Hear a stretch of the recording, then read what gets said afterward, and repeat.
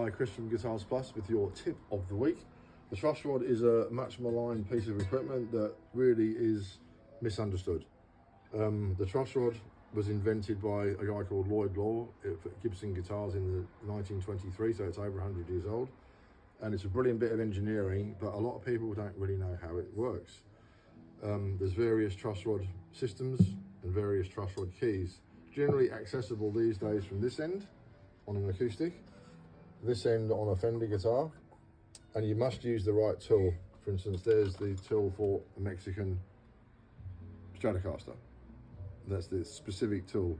There's a specific tool here for 70s and early 80s Gretsch guitars, and also English Burns Baldwin guitars.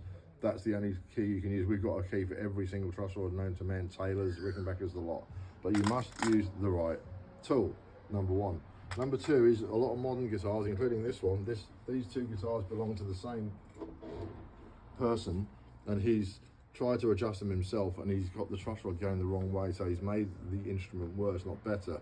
We've managed to straighten the necks, but we're still working on them, because the truss rod has made the instrument with a higher action rather than a lower action. Basically, it counteracts the pull of the strings. But modern truss rods have what we call a bi-thrust truss rod, and they're generally mounted around here, and they work from here, or around here, sorry, and they have two, one here and one here, and they're misunderstood.